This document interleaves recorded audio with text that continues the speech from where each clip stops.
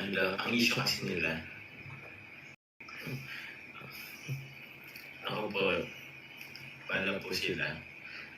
Di nyo po kasi alam yung mga nangyari. Not all the time po were available, okay? Hindi po ibig sabihin din napuntahan is wala nang pakialam, okay? Daming issue eh. Hindi kayo, hindi naman sa pag-ano ha. Kayo po ba agad-agad yung nakapuntahan sa ano? Kung ba nagkaroon ng emergency? Diba? Kung nagkaroon ng emergency, nakapunta ba kayo agad-agad? As in, agad-agad nakapunta po ba kayo? Diba? Hindi rin naman. May mga times na pwede natin ano yan.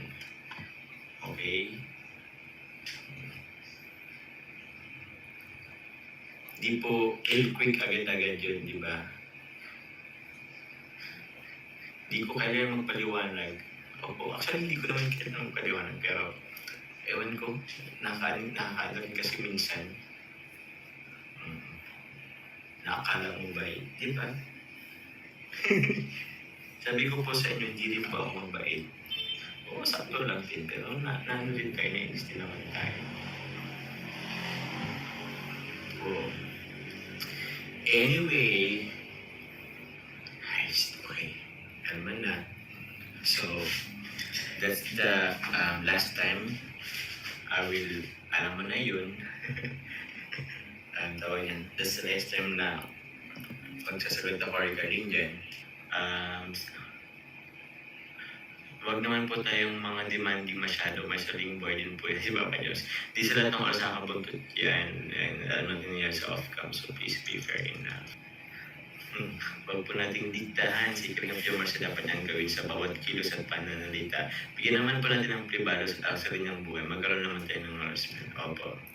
So yun mga kababayan, mga kalingap, no, sa live nga po ni Papa Joms, merong nag-comment, no, at meron na namang binabatong issue dito kay Papa Joms. Kaya nga po medyo nainis o medyo napuno itong si Papa Joms sa mga sa nag-comment doon sa kanyang live na kung saan bakit daw wala si Papa Joms doon sa tabi ni Carla, mga kababayan, mga kalingap, no. Siyempre mga kababayan, mga kalingap, no, hindi anytime, hindi palaging itong si Papa Joms laging nasa tabi agad ni Carla, no, in case nga ng ganyan may mga emergency, hindi naman agad makakapunta si Papa Joms. Paano kung meron siyang sariling lakad? Paano kung meron siyang priority na kailangan gawin, no? Kaya mga kabayan, mga kalingap, at sa mga nagko-comment dyan dito kay Papa Joms ng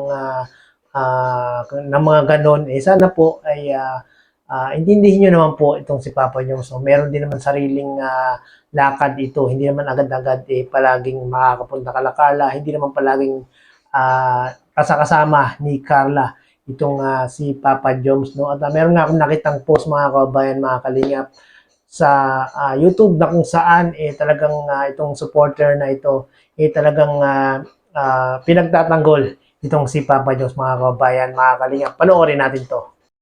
So yun guys, ito po yung supporter ni Papa Joms na talaga namang nakapag-post pa para po ipagtanggol si Papa Joms doon sa mga nagko-comment sa live ni Papa Joms. No? Basahin natin, mga kababayan, mga kalingap, no?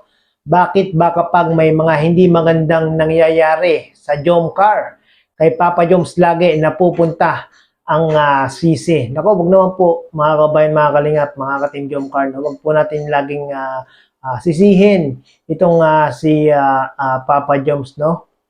Isipin nyo guys, may pamilya din yung tao. Yes po, totoo po yan, no? Merong pamilya itong si Jomar, no? May nanay, may mga kapatid na kung saan palagi niyang pinupuntahan sa Naga para makasama at para kamustahin, no? Hindi lahat ng oras sila lagi ni Carla ang magkasama. Yes, totoo po yan, mga kababayan, mga kalingap. Hindi po palaging magkasama si Jomar at si Carla.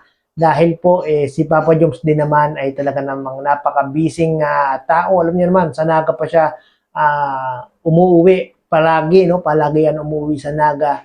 At syempre, pag pumunta siya sa Sanaga, busy rin po siya. Meron siya mga beneficiary doon na tinutulungan. At syempre, binibigay niya yung time niya, syempre, sa kanyang nanay, sa kanyang mga kapatid. No? At pag nasa diet naman siya, meron siyang pasok kay Kalingap Rab. Pag wala siyang pasok kay Kalingap Rab, siya po ay naglilingap din. At pag may time po siya, ay yun nga po, kasama niya po si Carla, mga kabayan.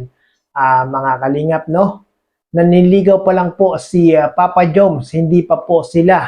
At matalinong tao si Papa Joms. Yes po, totoo po yan. No? Napakatalinong tao ni Papa Joms. No? Hindi lang matalino, talagang napakabait ni Papa Joms. No?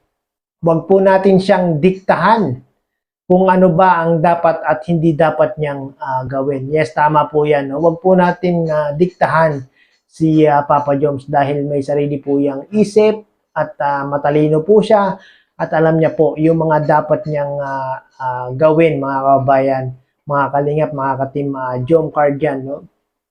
Maging fair po tayo, di natin alam, may mga personal na problema din po yung tao. Dinadagdagan nyo pa. Yes po, no, mga kabayan, mga kalingap. No? At wag naman po lahat laging isisisi kay Papa Joms. No? Hindi po, sa lahat ng oras ay magkasama po sila ni Carla. Hindi po kaagad-agad kung makakapunta si Papa Joms dito kay Carla kasi nga po hindi po talaga hawak ni Papa Joms yung kanyang oras dahil nga po meron siyang pasok kay Kalingap Rab at meron din siyang mga personal na lakad at yun nga, napakahirap para kay Papa Joms na tawag doon anuhin yung kanyang oras kasi nga po marami po siyang ginagawa, mga kababayan.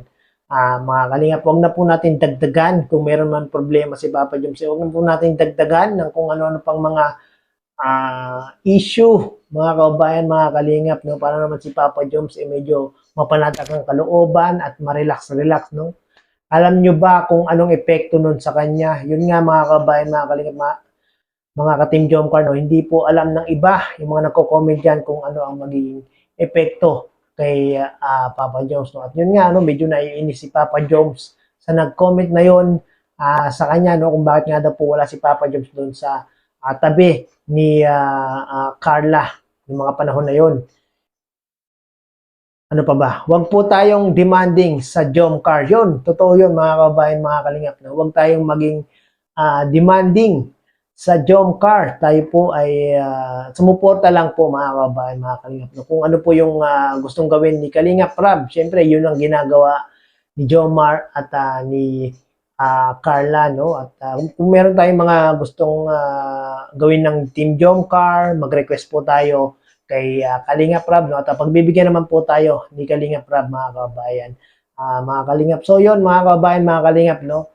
Ang gusto ko lang mangyari dito, mga kabayan, mga kalingap, yung mga supporters dyan, huwag naman pong kung ano-ano yung mga sinasabi sa live ni Papa Joms. No? Mangilan-ilan lang naman yan. Huwag po nating diktahan kung anong dapat gawin ni Papa Joms dahil ito po ay may sariling utak, matalino si Papa Joms. Alam niya kung ano yung mga dapat niyang gawin, no, mga kabayan, mga kalingap. No? At so yun, credit po kay Papa Joms at muli naman tayong kumuha o gumamit ng kanyang maiksing video clip para gawan ng reaction video.